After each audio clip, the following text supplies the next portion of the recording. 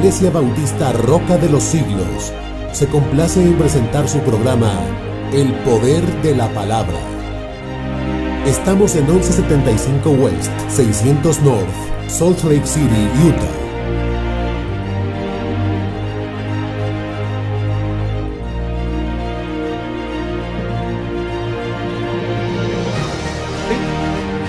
Les invito a que abra su Biblia en Mateo capítulo 22, versículo 23. Ya estamos a punto de terminar Mateo. Estamos en el capítulo 22, Mateo tiene 28. Es probable que lo estemos terminando a finales de este año o a principios de este año. Estaremos terminando Mateo. En West Valley hoy comenzamos el Evangelio de Lucas. Estaremos desde el capítulo 1, versículo 1 y estaremos ahí por los próximos 3 años y medio en el Evangelio de Lucas. Aquí estamos por terminar, estoy diciendo por terminar en unos 8 meses tal vez, lo que es el Evangelio de Mateo, y tengo un ardiente deseo de predicar la epístola a los hebreos. Es una carta que siempre he querido predicarla y nunca la he predicado. Así que si Dios nos da la bendición de estar vivo todavía el próximo año y si el Señor no ha regresado, pues queremos comenzar la epístola a los hebreos. Lo tenemos, iglesia. Póngase de pie conmigo, en reverencia a su palabra, y leamos todos juntos la bendita y santa palabra de Dios, que dice de la siguiente manera: aquel día vinieron a él los saduceos, que dicen que no hay resurrección, y le preguntaron, diciendo: Maestro, Moisés dijo, si alguno muriere sin hijos, su hermano se casará con su mujer y le levantará descendencia a su hermano. Hubo pues entre nosotros 7 hermanos. El primero se casó y murió, y no teniendo descendencia, dejó su mujer a su hermano. De la misma manera, también el segundo y el tercero, hasta el séptimo. Después, todos murieron, también la mujer. Y después de todo, murió también la mujer. En la resurrección, pues, ¿de cuál de los 7 será ella mujer? Ya que todos la tuvieron. Entonces le respondió Jesús y les dijo: erráis, ignorando las escrituras y el poder de Dios, porque en la resurrección ni se casarán ni se darán en casamiento, sino que serán como los ángeles de Dios en el cielo. Pero respecto a la resurrección de los muertos, ¿no habéis leído lo que os fue dicho por Dios cuando dijo: yo soy el Dios de Abraham, el Dios de Isaac, el Dios de Jacob? Dios no es Dios de muertos, sino de vivos. Y oyendo esto, la gente se admiraba de su doctrina. Padre, gracias otra vez, Señor, porque tenemos esta dicha, Dios, de que cada domingo podamos abrir tu palabra y podamos ser instruidos por ti. Señor, confiamos, Padre, en que esta palabra es viva y en que esta palabra es eficaz. Padre, así como cae la lluvia del cielo y la nieve y riega la tierra, Señor, y ella no vuelve otra vez, Señor, sino que hace el propósito por el cual ella fue enviada. De la misma manera, Señor, dice tu palabra, que ella no torna atrás vacía, sino que hace el propósito por el cual ella, Señor, ha sido enviada, por la cual tú, oh Dios, has enviado esta palabra. Señor, que esta palabra caiga en terreno fértil, que tu espíritu esté arando, Señor, las fibras más íntimas de nuestro corazón, y que nuestras vidas, Padre, al oír tu voz, no la voz de un predicador, no la voz, Padre, de algún maestro, Señor, es la voz de Cristo, a través, Señor, de tu palabra que nos hablas en el día de hoy. Otra vez, Señor, yo te ruego, Padre, obra en nuestras vidas, cambia nuestras vidas, Padre, necesitamos urgentemente, Señor, que tú sigas quebrantándonos, que tú sigas moldeándonos, que tú sigas, Señor, dándonos la esperanza de gloria que es a través de Cristo Jesús. Amén y amén. Puede tomar asiento, iglesia. Volviendo al contexto donde hemos estado hablando a través de los últimos meses, estamos en el día miércoles de lo que se conoce como la pasión de Cristo. Cristo está camino a la cruz del Calvario y allí estamos específicamente en esa semana de crucifixión. Cristo va a ir a la cruz por el propósito que Dios le ha dado a morir por su pueblo. Así que en ese contexto de Cristo en la cruz, camino a la cruz, en Jerusalén, es que nosotros nos encontramos en el día de hoy. Y aquí viene otro grupo más a tratar de hacer caer a Jesús. Recuerda el primer grupo que nosotros vimos, que vinieron con una trampa a Jesús, se llamaban los fariseos. Después, la semana pasada, yo no sé si ustedes se acuerdan del sermón de la semana pasada, que estuvimos viendo que Cristo estuvo hablándole acerca de una pregunta que le hicieron a él sobre los impuestos. ¿Debemos pagar a César o no le debemos pagar a César? Y Jesús le dijo de una manera increíble, en la sabiduría de Dios: dale a César lo que es de César y dale a Dios lo que es de Dios. Y aquel grupo, que fue el segundo grupo, que fue a intentar hacer caer a Jesús en la trampa, se llamaban ¿cómo? ¿Ustedes se acuerdan? ¿Cómo se llamaba el grupo que vino a preguntarle a Jesús si debemos pagarle al César o no debemos pagarle al César? ¿Usted se acuerda? ¿Cómo se llamaban? Los herodianos, correcto. Los herodianos era un grupo político que estaba a favor de Herodes, por eso se llaman los herodianos, y que venían a intentar hacer caer a Jesús.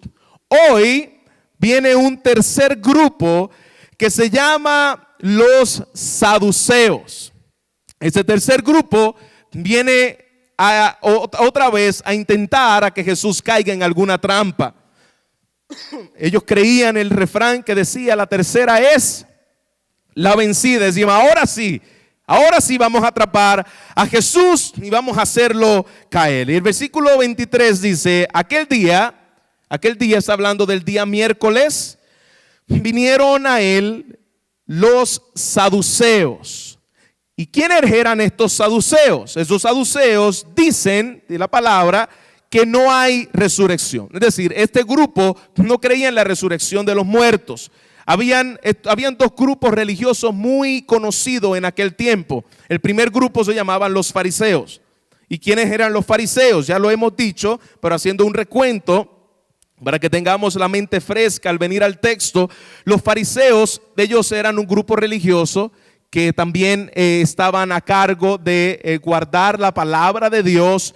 Y ellos creían en ángeles, ellos creían en la resurrección, ellos eran estrictos en base a lo que es la ley de Dios y se conocía como un grupo religioso más conservador.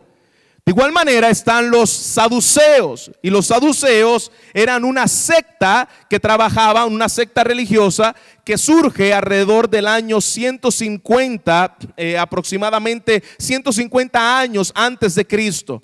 Y ese grupo de los saduceos trabajaba en todo lo que tenía que ver con el templo. Ellos específicamente estaban a cargo del sacerdocio del templo. ¿Y qué pasaba con este grupo a diferencia de los fariseos? Ese grupo no creía en la resurrección de los muertos, no creían en el mundo espiritual, ni tampoco creían en lo que eran los ángeles. Por lo tanto, este grupo se conocía como los más liberales. El grupo religioso más liberal en medio de ellos. Ahora, realmente, ¿cuál de los dos grupos tenía la razón? ¿O los fariseos que creían en la resurrección, en el mundo espiritual, en los ángeles? ¿O los saduceos que no creían en este grupo? ¿Cuál era el contexto religioso en el cual se encontraba el pueblo de Israel en este tiempo? Recuerda que ellos tenían la Torá, tenían la ley de Dios. Y de acuerdo a la ley de Dios, qué dice ella acerca de la resurrección de los muertos. Y voy a leerle varios versículos que hablan de esta esperanza gloriosa, donde no habrá corrupción, allá no habrá más muerte, sino que los justos después de la muerte iban a vivir. Vamos a mirar lo que había dicho Dios en su palabra acerca de este tema de la resurrección de los muertos. Igual leerle varios versículos. Si quiere usted anótelo y después en su casa lo puede leer con más detenimiento. Dice el Salmo 116, versículos 9 al 10. Y el Salmo 116 dice: se alegró por tanto mi corazón y se gozó mi alma, y mi carne también reposará confiadamente, porque no dejarás mi alma en el Seol, ni permitirás que tu santo vea corrupción. Aquí vemos uno de los versículos en los cuales Dios le había dejado a través de la historia a este pueblo. Como pueblo judío, ellos habían creído que vendría una resurrección futura. En general, la mayoría del pueblo judío creía esto. Igualmente vemos en el Salmo 49, versículo 15, que dice: pero Dios redimirá mi vida del poder del Seol y la tumba, porque Él me tomará consigo. Otro versículo más que habla acerca de que en el antiguo pacto Él vendrá a resucitar a los justos. Salmo 73, versículo 24 dice: me has guiado según tu consejo, y después me recibirás en gloria. Oseas capítulo 6, versículo 1 al 2 dice: y se habla acerca de 2 días, y después del tercer día dice: nos resucitarás y nos darás vidas. Aquí vemos entonces al salmista hablando acerca de una resurrección futura, y aquí vemos de igual manera los profetas hablando de una resurrección futura. Y por último versículo, para que podamos entender la creencia, porque ellos creían, el pueblo de Israel en general, que habría resurrección. Daniel capítulo 12, versículo 2, hace una declaración más directa acerca de lo que es la resurrección de los muertos. Y dice: muchos de los que duermen en el polvo de la tierra serán despertados, unos para vida eterna y otros para vergüenza eterna y confusión perpetua. Así que vemos que los profetas hablaban: hay una resurrección de los muertos.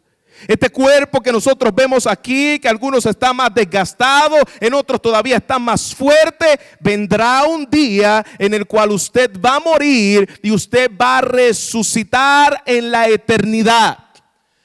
Va a resucitar en la eternidad en Cristo, si usted está en Cristo, o va a resucitar a una eternidad por los siglos de los siglos, es decir, sin fin. Por eso es eternidad, bajo la condenación de Dios. El pueblo sabía muy bien esto, pero ahora nosotros podemos ver, entendiendo lo que creía en general el pueblo judío, que creía en la Torá de Dios, había una discrepancia y diferencia acerca de cómo va a ser eso. Es cierto entonces que va a haber una resurrección, decían algunos, como los fariseos, pero nosotros no sabemos cómo va a ser. Cuando nos muramos, me voy a llevar las prendas que tengo, me voy a llevar la mujer que tengo, me voy a llevar el carro, la casa que tengo. Pero iglesia, yo quiero que usted entienda, cuando usted se muera no se va a llevar nada. Ni los ahorros que tiene ahí, los 5 pesos de ahorro no se los va a llevar. Ni a su esposo, no diga amén, mujer, no diga amén.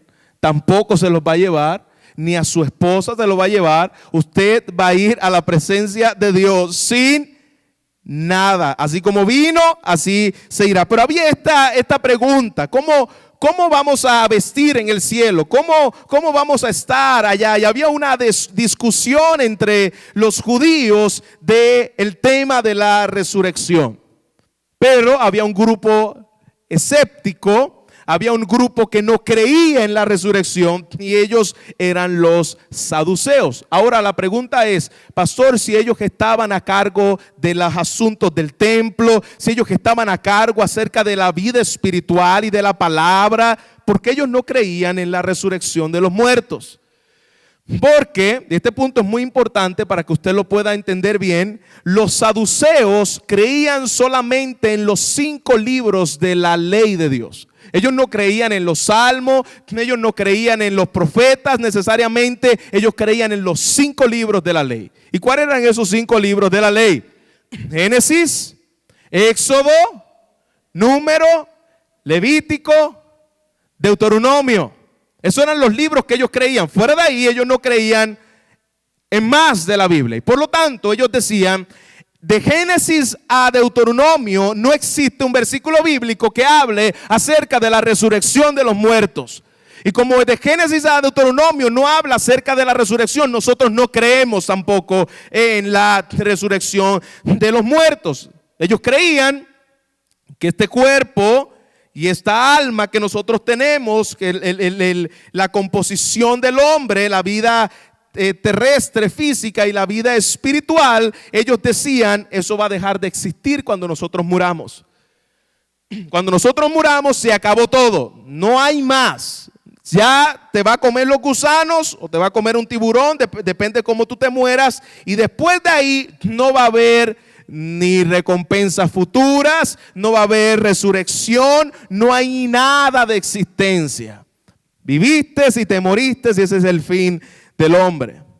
Por lo tanto, ellos no creían en el Mesías que habría de venir. ¿Por qué creer en un Mesías que viene a redimirme si yo no creo en la resurrección de los muertos?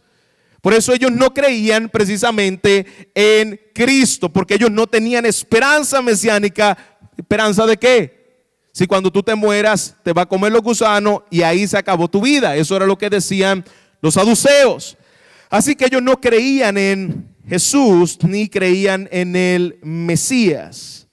Y pastor, ¿por qué si no creían en Cristo?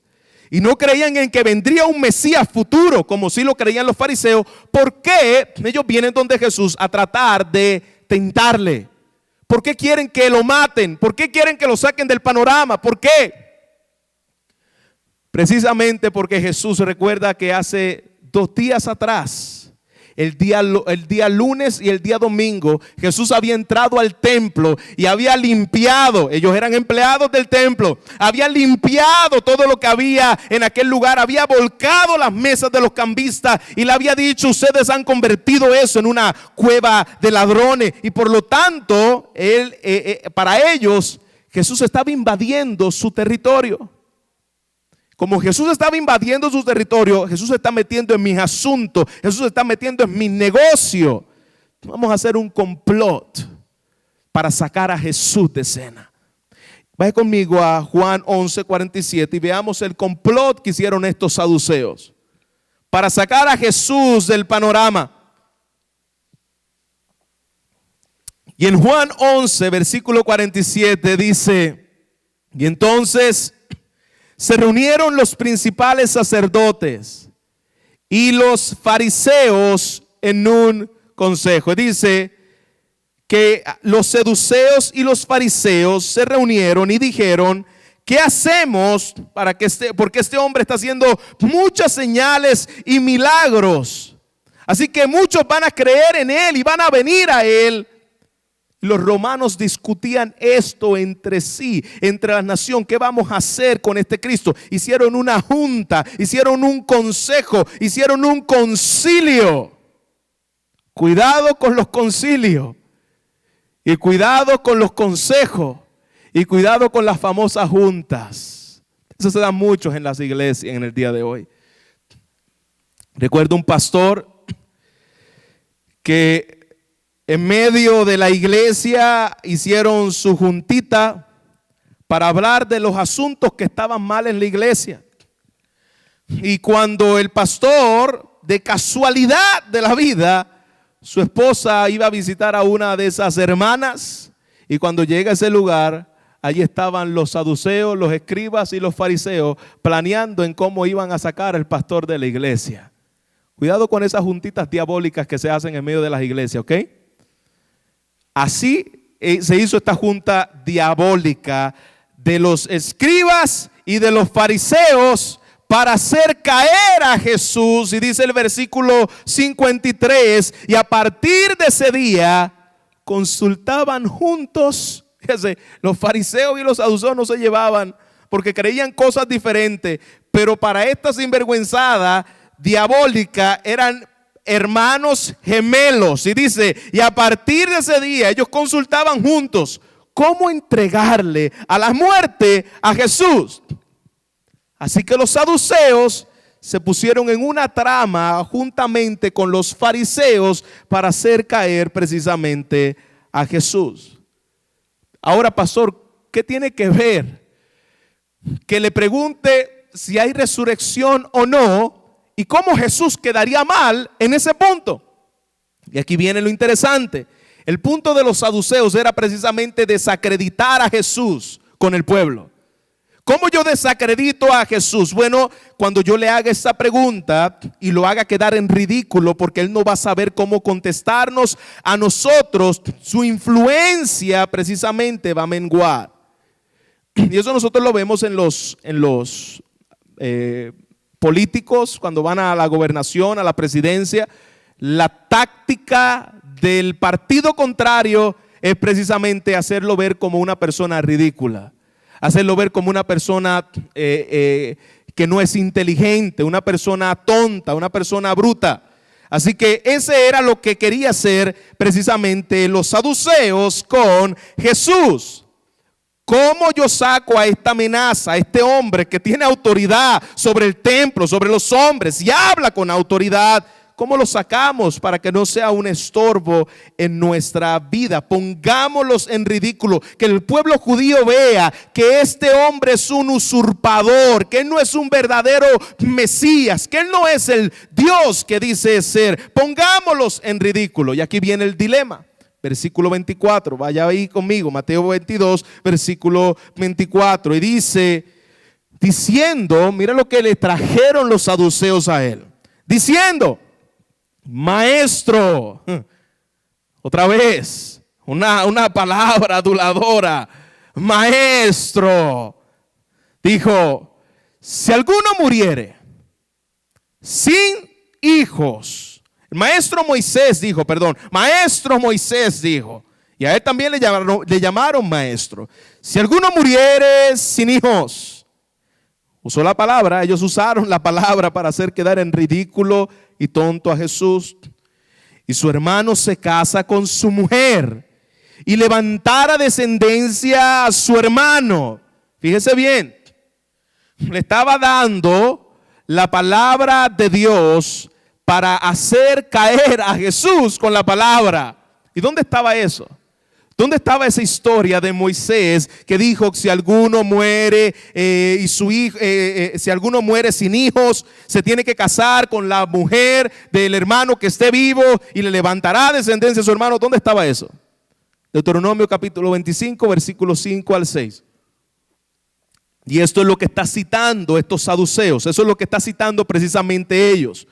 Dice Deuteronomio 25, versículos 5 al 6, dice: cuando hermanos habitaren juntos y muriera alguno de ellos y no tuviera hijos, la mujer del muerto no se puede casar con otro fuera con hombre que fuera extraño. Así que cuando la mujer, el hombre estirare la pata, así dicen allá en México, pues entonces tiene que casarse ¿con quién? Con el hermano. No se puede casar con un extranjero. Dios estaba cuidando la descendencia y el linaje en el cual vendría el Mesías. Por eso lo estaba haciendo de esta manera. Dice, no se casará afuera, sino que se tiene que casar con su cuñado. Y se va a llegar el cuñado a ella y la va a tomar por su mujer. Y hará con ella parentesco. Y el primogénito de ella, que diera luz, sucederá en el nombre de su hermano muerto, para que el nombre de éste no sea burlado en Israel. Ahora bien, Dios le da la ley que en aquellos tiempos antiguos era preservar la tierra en la herencia de las tribus. En el día de hoy no necesariamente se hace de esa manera. Así que si usted se muere su esposo, usted no se tiene que casar con su cuñado en el día de hoy. ¿Por qué? Porque ya la tierra está sobremanera y ya sobrellena en sobremanera y ya el Mesías vino. Aquí estaba cuidando el linaje en el cual el Mesías, a través de las tribus, iba a venir y iba a tener descendencia, y así mantener las tribus y su territorio y su patrimonio, manteniendo una línea mesiánica hasta llegar a la persona de Cristo. Este mandato era tan y tan importante en el pueblo de Israel, que si una persona lo violaba, y una mujer o viceversa, o el cuñado no se quería casar porque la señora estaba fea, decía, no, yo no me quiero casar con ella, yo me quiero casar con otra, yo no me voy a juntar con ella. Si el cuñado del que murió no se casaba con ella, ¿sabe lo que iba a pasar? Iba a morir. ¿Y quién lo iba a matar? Dios. Eso lo vemos en la historia, en un hombre llamado Onán. Si usted quiere estudiar esa historia más adelante, está en Génesis 38, versículo 8 al 10. En Génesis 38, versículo 8 al 10, vemos a un hombre llamado Onán. Y ese hombre negó cumplir, precisamente, se murió su hermano, y la esposa del hermano de Onán se tenía él que ajuntar a ella y darle hijos a ella. Y dice su palabra que este hombre derramó su semilla al suelo, y no, cuando se juntaron y tuvieron intimidad, él echó su semilla al suelo y no tomó, entonces no le dio descendencia a su hermano, porque no quería. Había un egoísmo, él quería su nombre, porque el hijo que iban a nacer tenía que tener el nombre del hermano. No podía tener el nombre de él, esa era la ley. Y él decía, no, si este hijo no va a llevar mi nombre, entonces yo vierto mi semilla afuera para que esta mujer no quede embarazada. Y así sucede en el día de hoy también. Si no lleva el nombre de mi ministerio, yo no lo apoyo. Si no lleva el nombre de mi iglesia, yo no lo apoyo. Si no lleva el nombre del fulano ministries, yo no lo apoyo. Así suceden muchas cosas, el egoísmo. ¿Y qué Dios hizo? Dios le quitó la vida. Dice su palabra que Dios le mató. Dios mató a Onán por no llevar y honrar esta ley del linaje del Mesías. Así que, viendo lo importante de lo que estaba diciendo los saduceos, le estaban diciendo una verdad. Esta ley se tenía que cumplir de esa manera.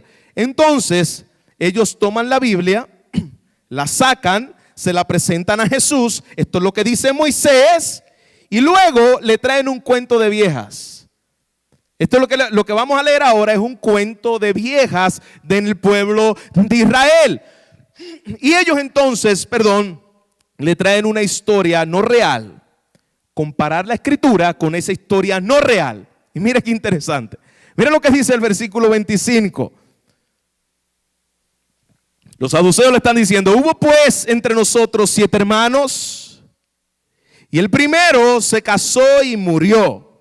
Casó con la doña y se murió, pero no tuvo descendencia con ella, y dejó su mujer entonces a su hermano. ¿De acuerdo? Esto es una historia de pueblo, cuentos de vieja. ¿Ustedes saben lo que son cuentos de vieja o no?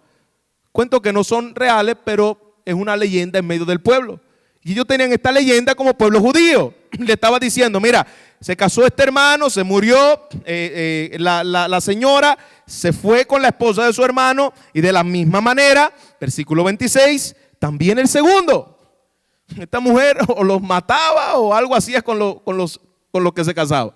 ¿Por qué? Porque ahora se casó con otro de su hermano, y el segundo también se murió. O estaba maldecida la señora, o le echaba veneno, o le echaba al cafecito sus pastillas. Como es real, así sucede en el día de hoy. Yo conozco una señora, no voy a decir su nombre porque la pueden meter presa, pero yo no sé si decir esta historia, esto me puede meter en un lío a mí. Su esposo le pegaba y le daba, y ella dijo, este hombre yo lo voy a arreglar de una manera u otra. Y le daba unas pastillitas y lo dejaba mansito todo el día, en medio del café, y no se daba cuenta. No haga eso, hermana, no coja ideas, eso son ideas satánicas. Estás matando a tu esposo. Pero yo no sé, y usted se ríe, tal vez se lo ha hecho a usted. Yo estaba preguntándome, ¿por qué algunos de los varones que llegan aquí llegan y se duermen? Ya me estoy sospechando que usted le está echando la pastillita a su esposo aquí en el día de hoy. Pues esta señora se casó con el segundo y se murió el segundo. Se casó con el tercero y se murió el tercero también. Se murió el segundo, se murió el tercero y después dice hasta el séptimo. Es decir, se casó con 7 hombres y los 7 hombres se los comió, los mató. Después de todo esto, bueno, ya era hora de que se muriera la vieja. Después de todo esto murió también la mujer. Después que mató a los 7, también se murió. Y después le dice en el versículo 28, en la resurrección pues, ¿de cuál de los 7 será ella mujer? Aquí lo vamos a agarrar a Jesús. ¿Qué va a contestar él en la resurrección? Cuando él hable, lo haremos quedar como un ridículo. Ya que todos la tuvieron, esta mujer pasó por 7 hombres. Cuando ellos vayan a la presencia de Dios, ¿quién realmente será el esposo de ella? Lo preguntaban con sarcasmo. Lo preguntaban ellos como ahora es que vamos a hacer quedar mal a Jesús. Imagino los ojos de ellos maliciosos que le brillaban. A ver qué va a decir ahora este hombre.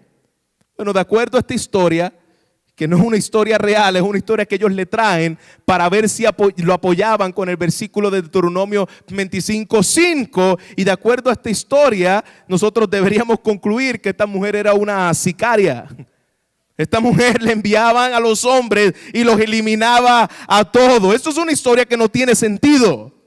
Esto es una historia que no puede ser real. Yo no sé si usted conozca a alguien en el día de hoy que haya tenido 7 maridos porque se le haya muerto uno y después se le haya muerto el otro y después se le haya muerto el otro y así haya ido sucesivamente hasta que se murieron 7. Yo no sé si usted conoce a alguien así. Yo no quiero conocer a esa doña, ¿ok? Ni tomaré café tampoco en su casa, ni nada de lo que me dé, porque aquí hay peligro. Esto es una historia que parece una historia sin sentido, porque ya podemos ver que es algo casi imposible, pero de todos modos esta es la pregunta. Esa es la pregunta que le hacen los saduceos. Podemos ver la intención, los ojos brillantes. Ahora este Jesús lo vamos a hacer caer. Versículo 28 dice, por tanto. Aquí es la pregunta que yo voy a hacer caer a Jesús. Por tanto, en la resurrección, ¿de quién será esta mujer? ¿De quién va a ser esta mujer? ¡Ja! Ahora te tenemos entre la espada y la pared. Podemos ver la estupidez de la creencia de ellos pensando que así van a hacer caer a Jesús. Ahora Jesús te tenemos en nuestras manos. La gente va a ver, nosotros somos más inteligentes que este llamado y supuesto Mesías. La gente nos va a creer a nosotros y se olvidarán de él. Inclusive lo van a matar y lo van a sacar del panorama. Mira lo que hace Jesús, versículo 29. Versículo 29 dice, entonces respondiendo Jesús le dijo, ustedes usan la palabra, pero ustedes erráis. El Señor Jesús le dice, erráis ignorando las escrituras y el poder de Dios. Si yo hubiese estado allí, yo hubiese dicho, ay, ustedes erran, ustedes están equivocados porque ustedes hablan de la Biblia, pero ustedes no saben la Biblia. Ustedes hablan de Cristo, pero ustedes no saben de Cristo. Eso es uno de los grandes problemas en el día de hoy. Lo mismo que está pasando con los saduceos, nosotros lo podemos ver en el día de hoy. Mucha gente está enojada con Dios. Mucha gente está en conflicto con Dios porque dice, Señor, ¿por qué haces esto o por qué haces lo otro? Ignorando las escrituras y el poder de Dios. No entendemos lo que la Biblia dice. Hacemos lo que los saduceos hacían. Sacaban textos fuera de contexto para hacerle un pretexto a la persona de Jesucristo. Y eso es lo que hacen los falsos maestros en el día de hoy. Sacan la Biblia de su contexto para manipular a las masas y traerlas tras sí, como lo querían hacer los saduceos. Inclusive Judas, versículo 13, llama a los falsos maestros, a los falsos profetas, le llama estrellas errantes. La misma palabra que utiliza Jesús para decirle a ellos: erráis, están equivocados. Y los falsos maestros le llaman estrellas errantes, que se ha reservado para ellos las tinieblas y la oscuridad para siempre. Estos hombres habían desviado de la realidad. Estos hombres habían sacado la palabra de Dios del contexto en el cual había establecido Cristo. Y Jesús le dice: ustedes que hablan acerca de mí, ustedes no saben la palabra de Dios. Ustedes no conocen el poder de Dios. Anuncian, hablan, vienen a mí con la Biblia, pero ustedes no conocen la Biblia. Por eso es que le dice: erráis porque ignoras las escrituras. Me traíste Deuteronomio 25, 5 al 5. Claro, hoy lo sabemos, para ese tiempo no estaba dividido como está dividido en el día de hoy, con capítulos, con versículos. Pero me traíste las escrituras para hacerme caer, y no te das cuenta de que tú eres un ignorante de las escrituras. La condición de los saduceos era la misma de la iglesia en el siglo XXI. Si hay algo, mis amados hermanos, mi amado amigo que te encuentras aquí en el día de hoy, si hay algo que caracteriza a la iglesia en el siglo XXI, es analfabetismo bíblico. No conocemos la Biblia. Decimos versículos por aquí y versículos por allá, sacados del propósito por el cual Dios lo inspiró para hacer nuestras propias doctrinas. Y de ahí nosotros vemos que se saca la doctrina de la prosperidad, la doctrina de pare de sufrir, y las muchas sectas como las vemos en el día de hoy, la secta mormona, la secta de los testigos de Jehová, porque toman la Biblia y ignoran las escrituras.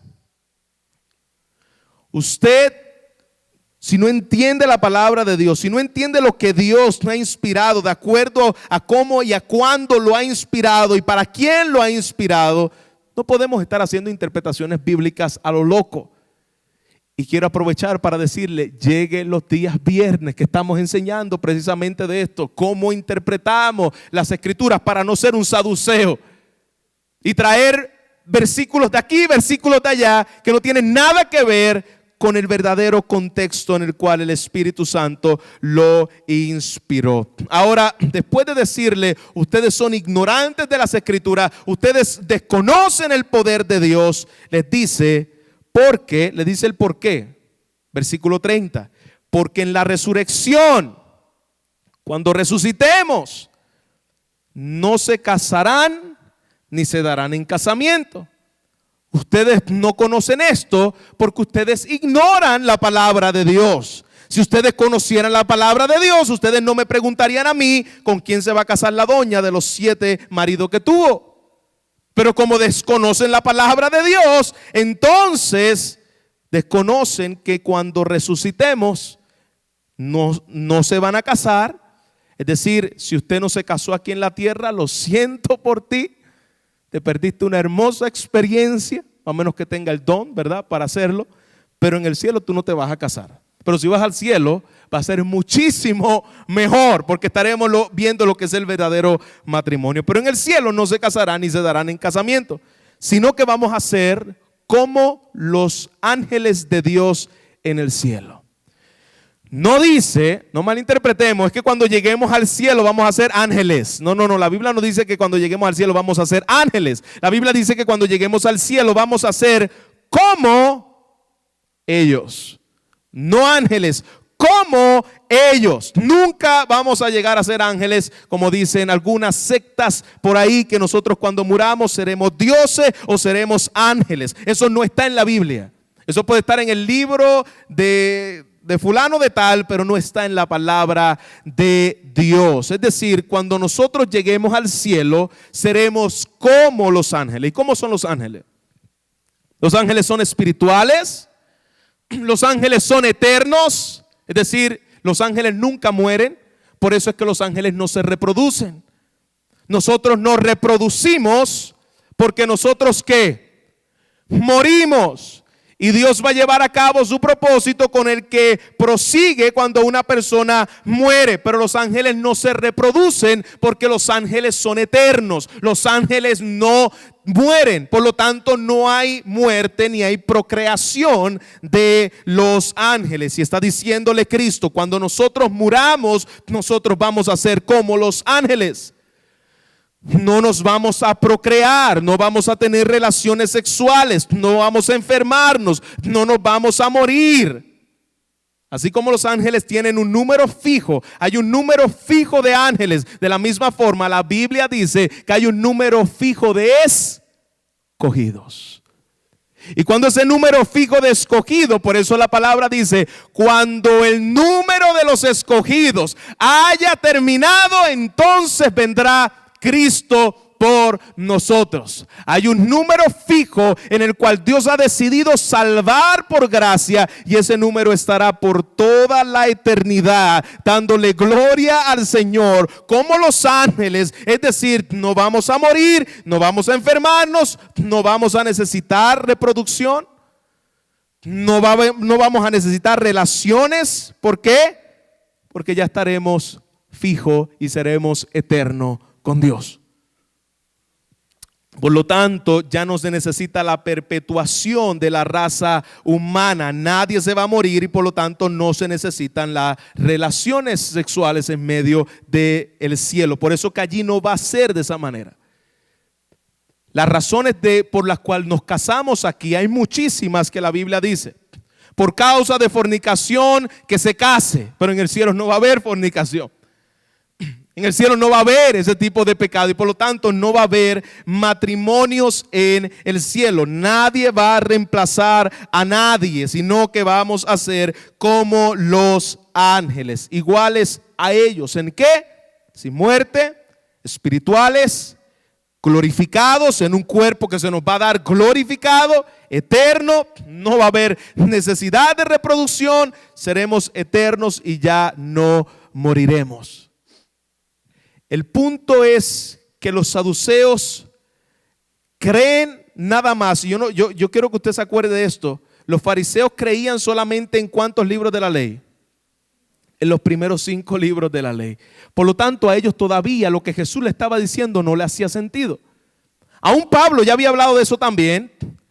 En las cartas de Pablo, Pablo repite las palabras de Jesús, y vayamos rapidito para entender de manera clara este contexto de la resurrección. Primera de Corintios capítulo 15 versículo 36. Pablo igualmente repite esas palabras de Cristo de cómo iba a ser la resurrección de los muertos. Primera de Corintios 15 versículo 36. Me gusta oír la palabra de Dios siendo abierta y las páginas sonando en medio de la congregación. Para alguien que podría preguntar, ¿cómo resucitarán los muertos? Decía Pablo. ¿Qué clase de cuerpos van a tener en el cielo? Y esta versión dice, ¿qué pregunta tan tonta? Esta versión se llama la Nueva Traducción Viviente. Cuando pones una semilla en la tierra, esta no crece y llega a ser una planta a menos que primeramente ¿qué? Muera.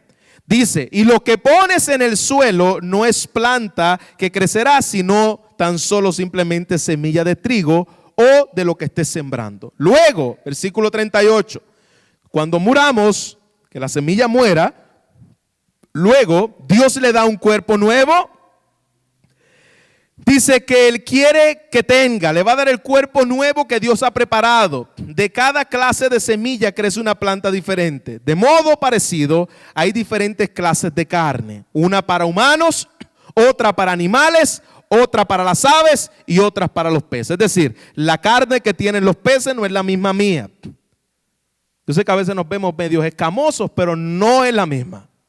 La carne que tienen los perros no es la misma mía. Hay una carne animal, hay una carne de las aves que tienen plumaje y hay una carne humana, una carne que Dios le ha dado. Cada uno de ellos tiene una gloria especial. Versículo 41 sigue diciendo, el sol tiene una clase de gloria, mientras la luna tiene una clase de gloria. Es decir, lo que está compuesto el sol no es lo mismo de lo que está compuesto la luna.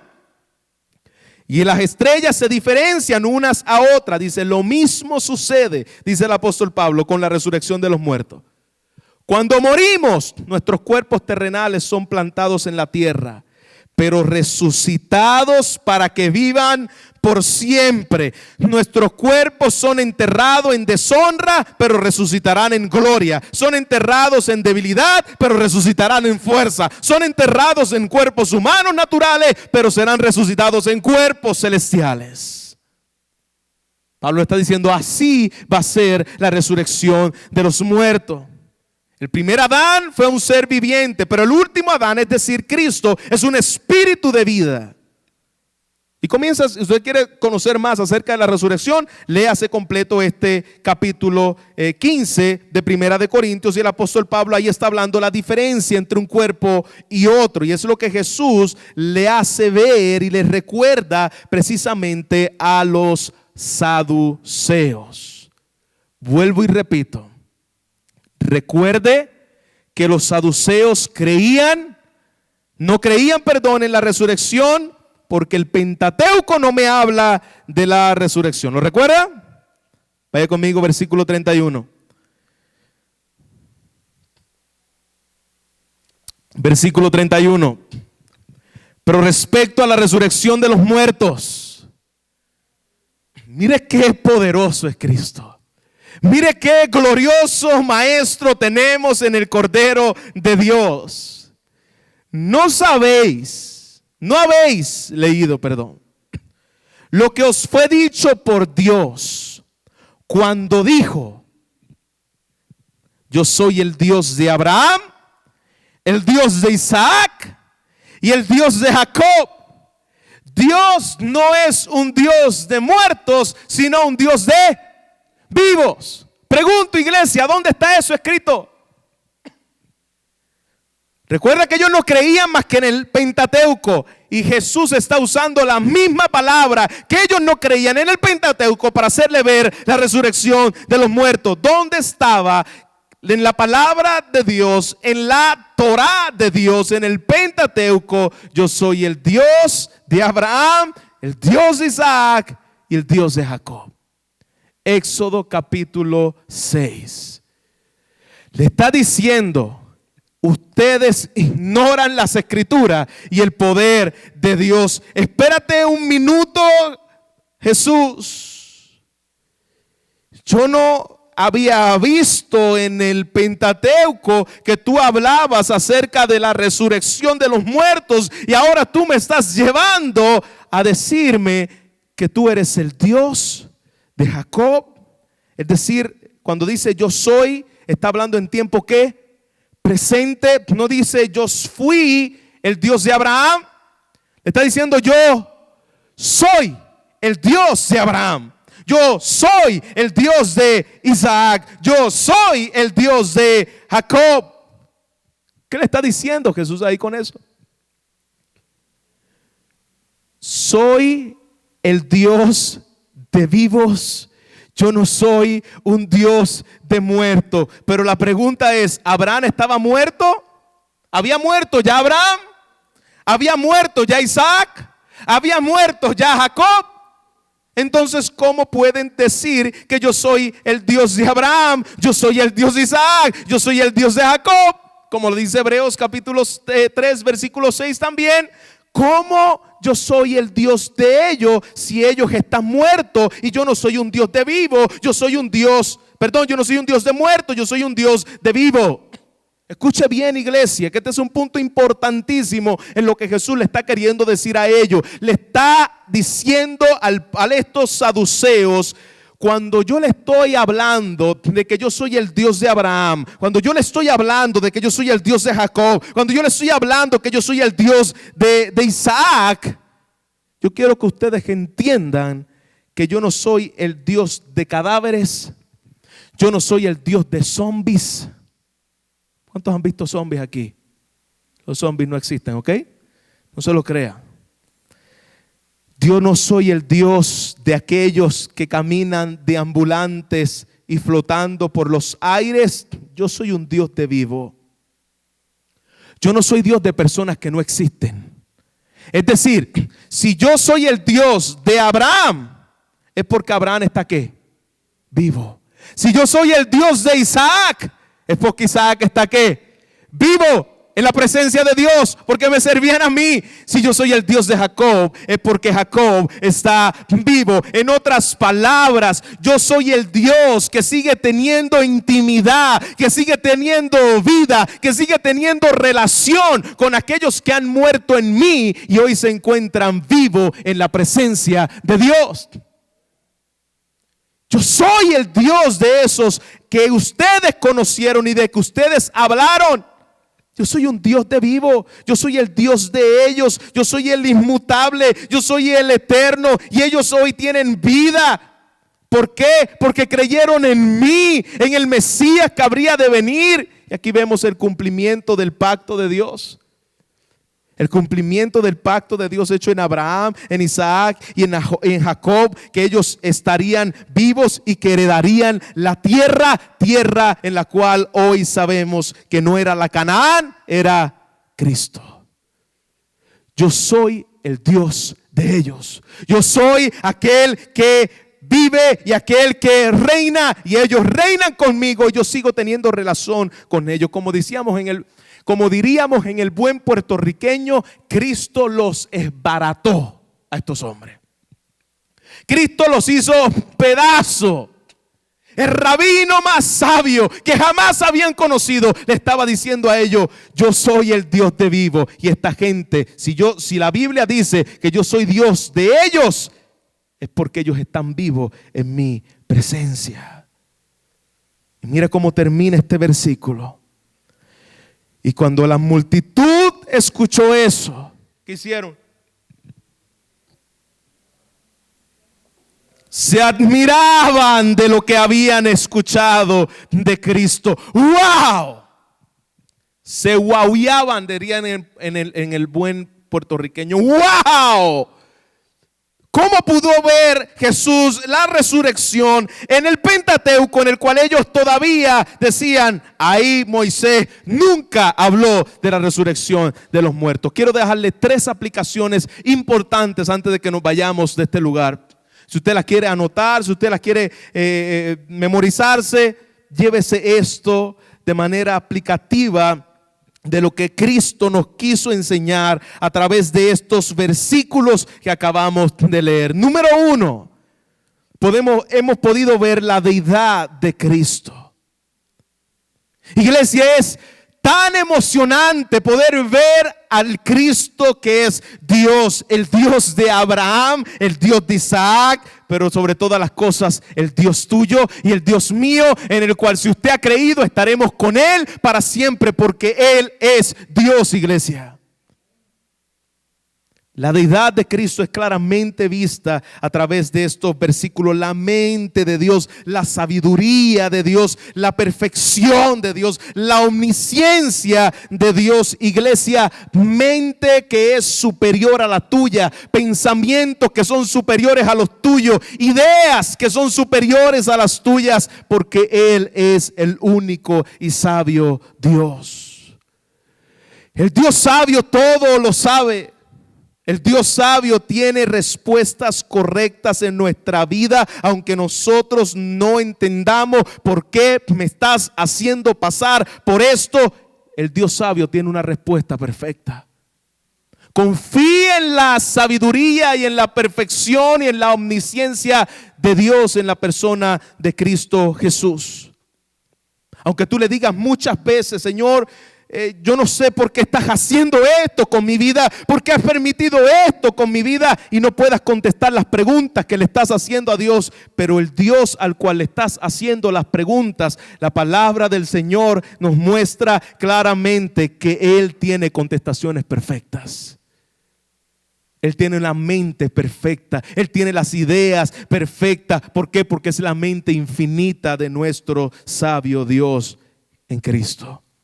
Número 2, podemos ver a Cristo en la total dependencia de la palabra de Dios. Siendo el Hijo de Dios, siendo Dios encarnado, cuando le trajeron la palabra para hacerlos caer, Él usó la misma palabra para depender, sustentarse y fortalecerse y llevarlos a ellos al conocimiento de Cristo. Cristo puso su confianza en la palabra de Dios. Si Jesús, amados hermanos, si Jesús puso su apoyo en la palabra de Dios, ¿qué vamos a hacer nosotros? Si Jesús puso su confianza y su dependencia absoluta en su palabra, ¿en qué te estás apoyando tú y yo en el día de hoy? ¿En qué te apoyas tú? En el momento de la aflicción, ¿en qué te apoyas? En el momento de la incertidumbre, ¿cuál es tu apoyo? Cuando se levanten en contra del conocimiento, fortalezas que quieran levantarse para que no veamos la gloria de Cristo, ¿a dónde recurres? ¿Qué haces en ese momento? Vas corriendo a Google, problemas de la salud, Google, problemas de matrimonio, Google, problemas de mis hijos, Google. La Biblia nos dice, y meditarás en el Google de día y de noche. La Biblia dice, y esta palabra las atará a tu corazón y a tu cuello, y meditarás en la ley de Dios de día y de noche. En el momento cuando toca a tu puerta la enfermedad, la aflicción, corre a la palabra de Dios. Él es nuestra única y bendita seguridad, la que tenemos tú y yo. Tus ideas no pueden darte solución, ni paz, ni descanso en medio de la tormenta. La filosofía no lo puede hacer, pero la bendita palabra de Dios sí. Y el Señor le está diciendo, erráis, están mal porque ignoran la palabra. Y número 3, con esto cierro, la esperanza de la resurrección, que es todo el tema que acabamos de mirar. La esperanza de que nosotros estaremos con Cristo. Si usted ha creído, si usted está en este lugar y no conoce a Cristo, yo quiero que sepa de que a usted le espera una horrenda expectación de juicio por toda la eternidad. Estarás bajo la condenación de ese Dios al cual tú dices, tal vez me va a perdonar en el día final. O cuando me esté muriendo voy a decir una oración y le voy a decir, ay Señor, perdóname, recíbeme en tu gloria santa. Hermano, yo quiero que usted sepa de que esas oraciones de última hora no son bíblicas. Ah, pastor, pero el ladrón en la cruz se arrepintió a última hora. Sí, pero reconoció a Cristo como el Señor de su vida. No fue que él dijo, ay, me arrepiento y recíbeme en gloria. No, hermanos. Si tú estás sin Cristo en el día de hoy, yo quiero que usted sepa, y usted muere en esa condición, usted va a ir a la presencia de Dios en la condenación, bajo la ira y la furia santa por toda la eternidad. Es lo que dice su palabra. Pero tenemos una esperanza gloriosa de saber que Cristo nunca dudó por un momento de que estaríamos y que resucitaríamos, y afirmó esta verdad, que los que están muertos en Cristo siguen vivos, porque Dios es un Dios fiel, Dios es un Dios de vivo, Dios no es un Dios de muerto. Si nosotros creemos que Dios es eterno, como lo dice su palabra que lo es, nosotros entonces creemos que estaremos por la eternidad con Cristo, si hemos creído en el Hijo de Dios como nuestro sustituto en la cruz del Calvario y hemos depositado en Él toda mi esperanza. Debemos llenarnos de gozo, debemos llenarnos de alegría, porque aún la peor noticia que podamos recibir, nos da el diagnóstico el médico, un cáncer. Nos dicen, mañana te quedas sin trabajo. Viene un terremoto y nos desaparece del mapa. Como algunos dicen, no, estamos en un lugar difícil porque estamos cerca de Yellowstone y que si explota aquí, si explota allá. Mira, mi hermano, explote donde sea. Si es el día en el cual el Señor viene por nosotros, bendito sea su nombre. Porque tenemos la esperanza de gloria. Resucitaremos con Él.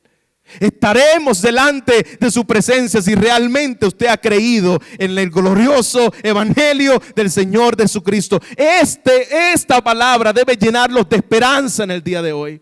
Esta palabra que Cristo le está diciendo, yo soy Dios de vivo y no soy Dios de muerto, debe alentarnos nuestros corazones en medio de las peores noticias que podamos recibir.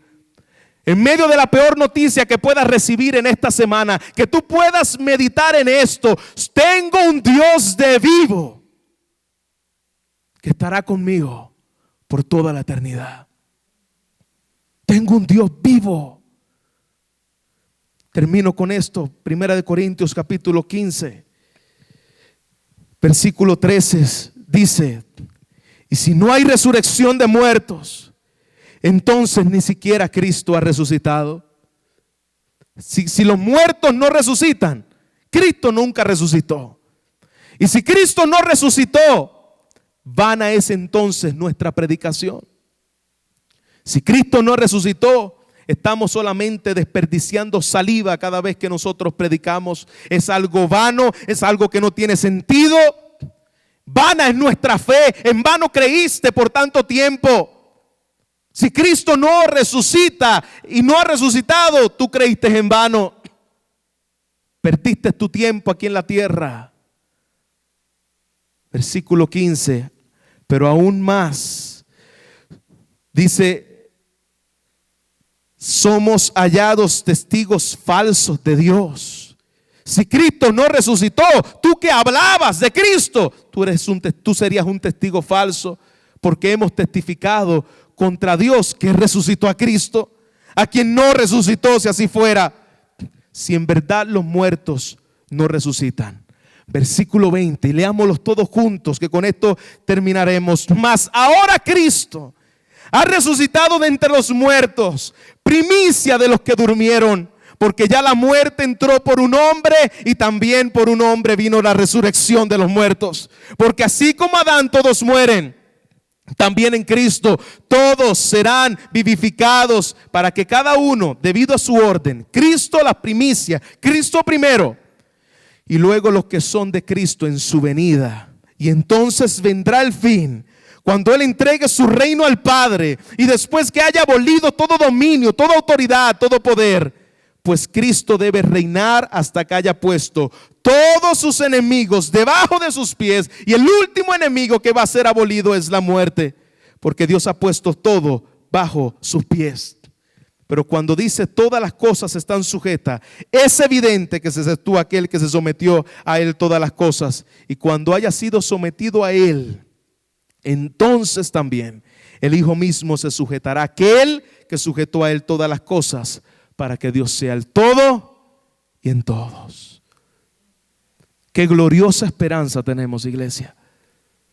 Tu vida no está aquí con propósitos terrenales. Tu vida está aquí con propósitos eternos. Un día tú estarás en un féretro. Un día te van a velar. Algunos te enviarán al infierno, otros te enviarán al cielo, de acuerdo a la religión que tú has creído. Pero de acuerdo a la palabra de Dios, dice que la única forma en que nosotros vamos a ir a la presencia de Dios es si hemos creído en Él, nos hemos arrepentido de nuestros pecados, hemos creído en esa gloriosa resurrección y resucitaremos juntamente con Él.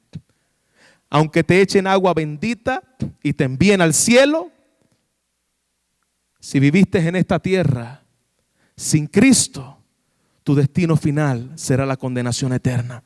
Aunque un hombre te envíe al cielo, el hombre no es quien tiene autoridad ni potestad sobre tu alma, es Dios.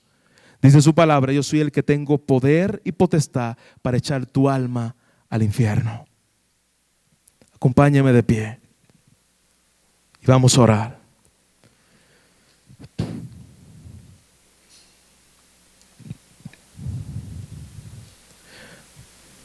Padre, estamos en un mundo pasajero. Padre, aquí estamos en una vida. Información, preguntas y comentarios. Visite nuestra página web www.cbtroca.com, donde encontrará este y otros recursos enteramente a su disposición. Hasta la próxima.